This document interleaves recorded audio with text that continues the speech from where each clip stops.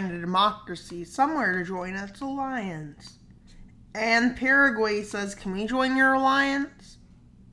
Bolivia is lining our border. Okay, and as they're joining, you can't join during an active conflict, right? Bolivia declares war. But there is one person who stands against this, America, who's in the Democratic Pact, which sends a lot of weapons and supplies to them. Just is it going to work? Bolivia's army is way bigger than this. With them having two choices, they could sign peace, but then they would be left very tiny. So they asked Bolivia for a peace treaty, in which they still survive, which Bolivia accepts. Strong. Just lost a war, but at least they got a new ally somewhere else in the world. Although, is it going to be a good one? Who knows? South America is not really going. But Panama, who does not want Gran Colombia coming for them, votes in favor of joining the Democratic Pact. Were they Democratic at that point? Who knows? But they did vote, so I guess they are Democratic. With Russia getting angered at the Central Powers. Because open the Apple App Store. Yay me.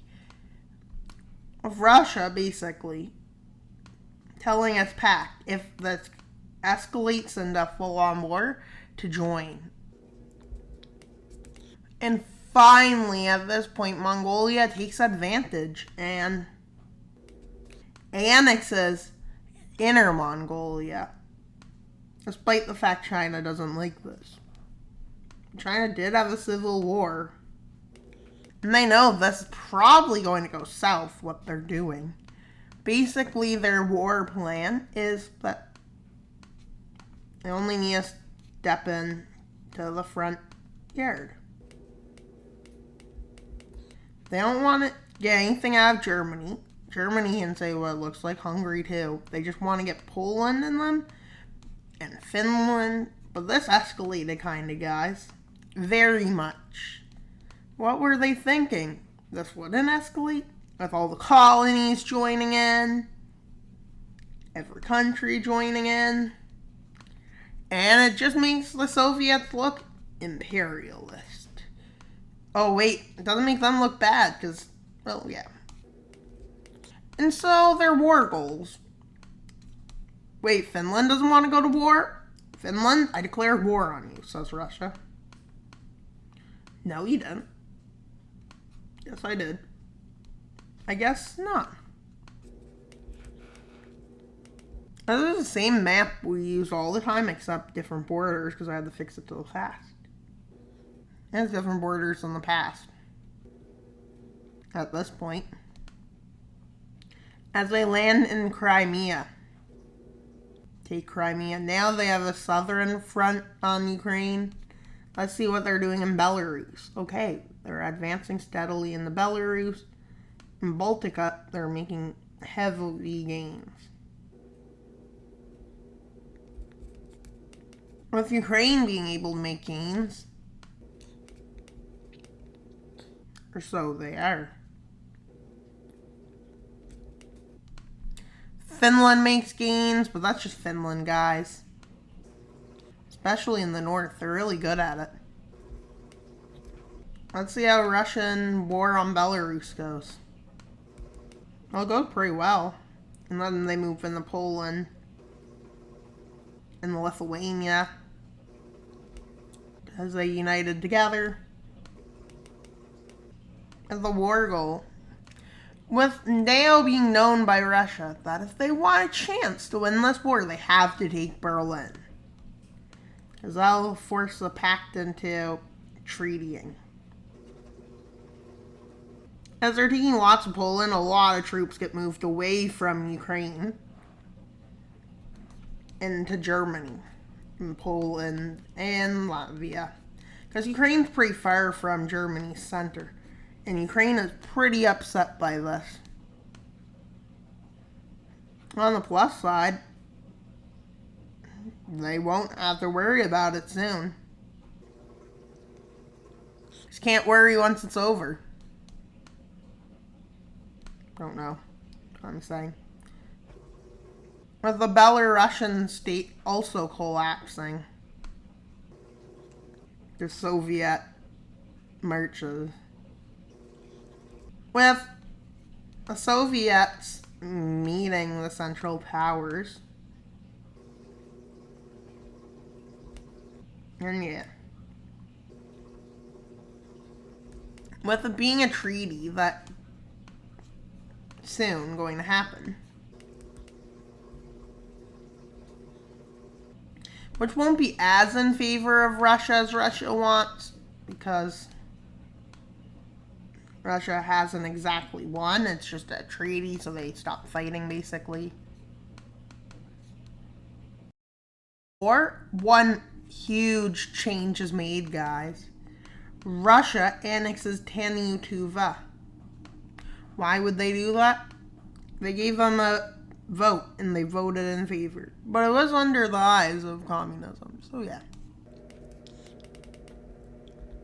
With the Comintern becoming one of the strongest packs, after they beat what was previously the strongest pack.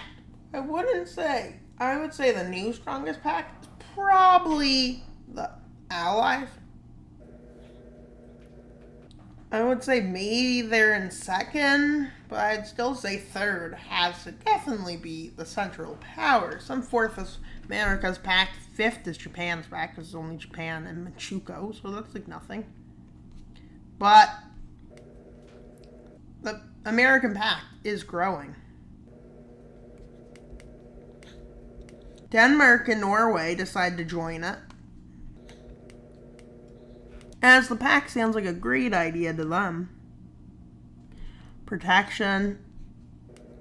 You also need help with the military. This is like NATO-like, but not NATO, if that makes sense. That's a big area of land exchanges to join. But Sweden doesn't, because they're trying to stay neutral. Same with Switzerland. There is some talk about combining these two pacts, but let's see. That wouldn't be fair to, but that would still not be, that would make it the strongest pact. But Turkey and Germany, seeing Germany's defeat, Turkey's pact is a really strong pact. So is the Central Powers. It is thought to unite them. So Turkey joins. I think this gray is a bit darker than the last gray. I can't say for sure. And puppet states will stay. They gotta keep their puppet states. Remember how puppet states used to have a lighter gray like this? That's how they will be. Just like that, the Central Powers have climbed in power rankings. As allies are planning something about this. Comintern is a pretty strong pact. There's no, like, friendly pacts to it. Like, the Japanese pact is not friendly to it. Not really friendly to the US either. More isolationist. It's not going to become the strongest nation, as it can't really expand undefended by China now, because the US. Liberia joins. Now that makes total sense. Liberia joining the US. I don't know about these ones. They're alright. Let's say all of these ones. No, this one was. I think this one may have been. Ethiopia is in a bad spot, which is definitely darker than before of a pack color. I want to fix that. Just give me 1 second, guys. And that shall be fixed. But Italy's about to do something major, guys. With the help of the pact they're in, they do something very major. They go to war with Ethiopia, with all the weapons they may need being gave to them by their allies. And the puppets are still puppets. The Zeri puppet is made into a country, along with the Georgian one, and the Greek one, under the conditions they join the pact. The Iranian one wants it. They have to join the pact. All these nations were gave independence, but had to join the pact. Italy is going to be a bit of an embarrassing to Italy. With aid being sent to Ethiopia by the Allies Pact, the Democratic Pact, and the Comintern. With them marching their troops in. And so they have great success at first. That is until Ethiopia shows resistance, especially in the north. Especially when they kick Italy out of the north into their own territory.